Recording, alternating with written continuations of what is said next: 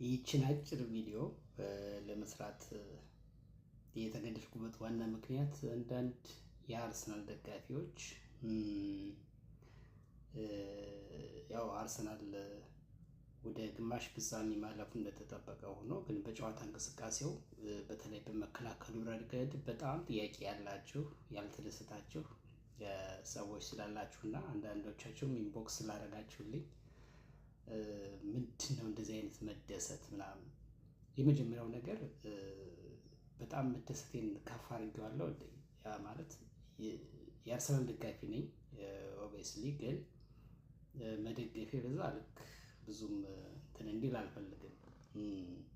ያው በተቻለ መጠን በሚዛኑ ያለውን ነገር ለመግለጽ እፈልጋለሁኝ እና በዚህ ልክ መደሰቴ ለካ አሳብቆብኛል። አይስ እንኳን ለቀልድ ነው። ዋናው ነገር ግን ትንሽ ነገር ማለት ፈልጌ ነው። አሁን በአርሰናል የመከላከል ጉዳይ ላይ የታየውን ክፍተት መሰረት አድርጎ ብዙዎቹ ይሄ በቃ ፍራስትሬት የማድረግ መጠናቸው በጣም ከፍ ብሎ ስለተመለከትኩ ነው።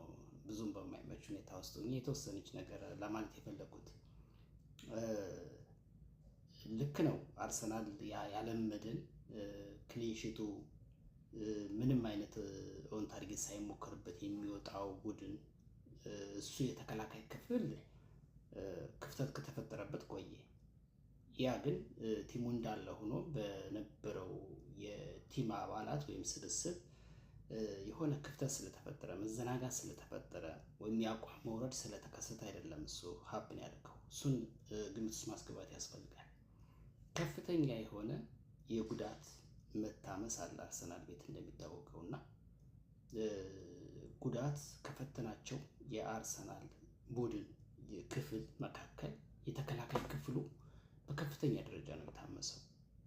እንደምታውቁት እንግዲህ በተከላካይ ክፍል አማራጮች አሉ። ኦፍኮርስ ግን ብዙ አይደለም አማራጮች አሉ። ለምሳሌ ሳሊባ፣ ጋብርኤል፣ ሙስኬራ፣ ሂንካፔ ብለን ስንጠራ ከዛ በኋላ እነዚህ ወሳኝ ፉልባኮች የሚተካ ወይም በትክክል ነሱ ሰብስቲት የሚያደርግ የለም። የመጀመሪያው ነገር የሳሊባ እና የጋብርኤል ማጋለሽን ጥምረት የሚተካ 100% የሚተካ የለም። ሂንካፔና ሁለቱ ሲጎዱ ሂንካፔና ሙስኬራ ለመሸፈን ሞከሩ። ጥሩ ነበሩ። ጥሩ ተተኪዎች መሆናቸውን አሳይተዋል። ግን ደግሞ በትክክል እነዚህ የቀድሞቹ ሁለቱን መተካት አልቻሉም። ግን ተሞክሯል። ስቲል ጠንካራውን የአርሰናል የተከላካይ ክፍል ተመልክተናል። ከዛ በኋላ ሙስኬራ ተጎዳ፣ እንደገና ሂንካፔ ተጎዳ። ደግነቱ ጥሎ ሳይጥላቸው አርሰናሎች ሳሊባ ተመለሰ። ስለዚህ ሳሊባ ዊሊያም ሳሊባ አንድ እጅ አያጨበጨብም ነው። አጣማሪ ይፈልጋል፣ ሁነኛ አጣማሪ ይፈልጋል። በትናንቱ ጨዋታ ደግሞ ሂንካፔ እንደምታውቁት ነው፣ ጉዳት ነው። ጥሩ መጥተው በቃ ትንሽ መብሰል የሚቀረው የሁለቱ ጥምረት በጣም አሪፍ የመሆን ምልክት ሲያሳዩ ሂንካፔ በጣም አሪፍ እየሆነ ሲመጣ እሱንም ደግሞ እንደዚሁ ኮርስ መጠነኛ ነው ተብሏል፣ ግን እሱም ጉዳት እያጋጠመው ነው እና በዚህ ምክንያት ክፍተቶች ቢታዩ ፍራስትሬት ማድረግ አያስፈልግም ነው። የአርሰናል ዲፌንስ ላይ የተነሳው ጥያቄ ብቻ የተወሰነ ነገር ለማለት ነው በዚህ ቪዲዮ የመጣሁት። ከዛ ውጪ የትናንትናውን ጨዋታ ብቻ ስንመለከት ለምሳሌ የክሪስታል ፓላስ እና የአርሰናል ጨዋታ ብቻ ስንመለከት የመጀመሪያው ነገር ብዙ ጊዜ የኖክአውት ወይም ደግሞ እንደዚህ የሆነ ስቴጅ ላይ ሲደርሱ ጨዋታዎች ራሱን የቻለ ክብደት አላቸው። ለምሳሌ ወደ ዋንጫ የምትጠጋ ከሆነ ዋንጫ እያየህ ስትጫወት እና ሌላ ኖርማል ጨዋታ አንድ አይደለም።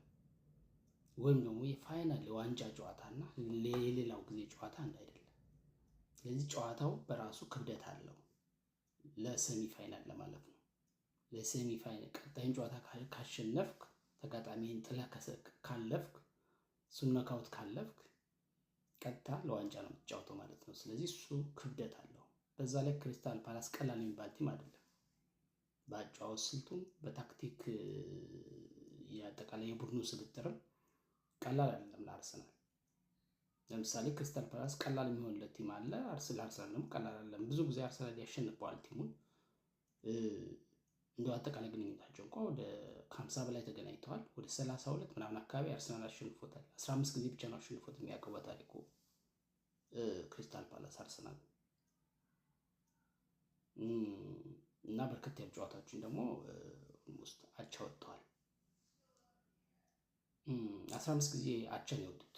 15 ጊዜ አላሸነፉም። 15 ጊዜ አይደለም አቻ 15 ጊዜ አቻ ወጥተዋል። ወደ 5 ነው ምናምን አካባቢ ነው አሸንፎት የሚያውቀው። 32 ምናምን አርሰናል አሸንፏል። ምን ማለት ነው? በታሪኩ በስታቲስቲክሱ ስንመለከት አርሰናል ሞር በዚህ ክለብ ላይ የበላይነት ይወስዳል። ያ ማለት ግን 1-0 የሆነ ነገር አሸንፎ ወጣ ማለት ይሄ ቡድን አይፈትነውም ማለት አይደለም። ስለዚህ የዚህን ጨዋታ ክብደት ስናይ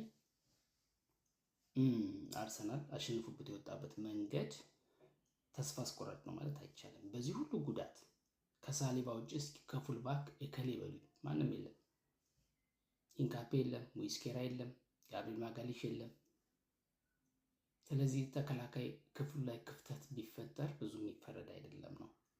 ግን ያም ሆኖ ብዙ ክፍተት ተፈጥሯል ብዬ አላይም። በትናንቱ ጨዋታ ለምሳሌ ብናነሳ ብዙ ሙከራ አርሰናል አልተሞከረበትም። ትናንት አንድ ክለብ በተጋጣሚ ብዙ ሙከራ አልተሞከረበትም ማለት የተከላካይ ክፍልን ጥንካሬ ያሳያል። ለምሳሌ እንዲሁ ሙከራ እንኳን የተሞከረበት ዝም ብሎ በተገኘው አጋጣሚ የተሞከረበት ወደ 8 ብቻ ነው። ከዛ ውስጥ ኦን ታርጌት ጎል የመሆን እድል ያለው ሙከራ አንድ ነው የተሞከረባቸው፣ እሱም ጎል ሆኗል። ይሄ ጎል እንዴት ተቆጠረ ካላችሁኝ ባለቀ ሰዓት በሆነ ሰዓት ረጅም ሰዓት ተጫውተህ ሰውነት ሲይዝ ስደክም እና ቡድን አንዳንዴ ሰዎች አይደሉ የሆነ ክፍተት ይፈጠራል። የሆነ ቅጽበት ላይ መፈረካከስ፣ አለመናበብ ይፈጠራል። ያኔ ትጋለጣለህ።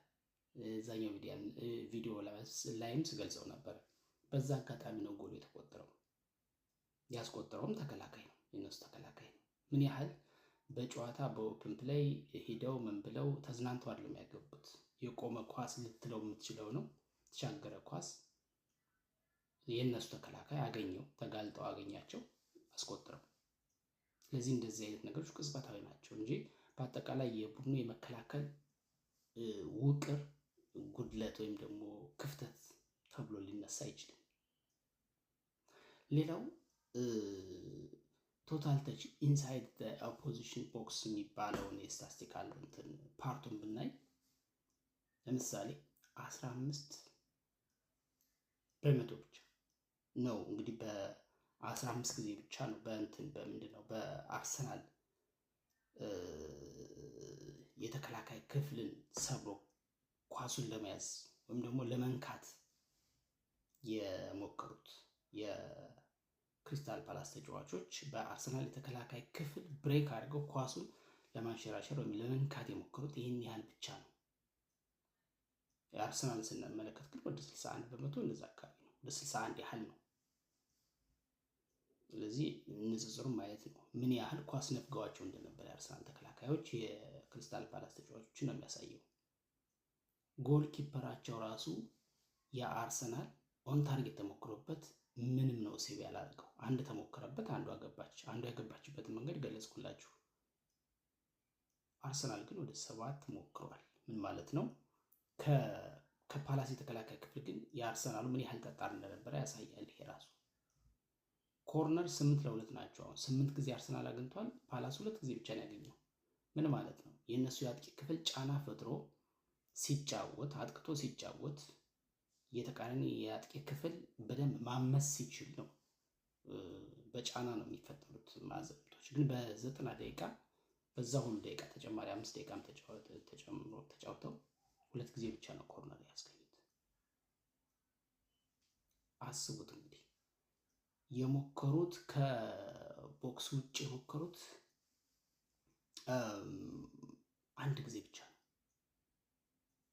ይህን ያህል ነበር ኳሱን እንዳይነኩት ወይም ደግሞ ኳሱን በግብ ክልሉ አካባቢ እንዲሸራሽሩበት ያልፈቀዱላቸው አርሰናል ተከላካዮች በጉድለት ውስጥ መሆኑ ማለት ነው። ሉዊስ ስኬሊ ከሳሊባ ጋር ተጣምሮ የተፈጠረ ጥንካሬ ነው። ስለዚህ ደካማ ነበር ማለት አይቻልም የአርሰናል ተከላካይ ክፍል።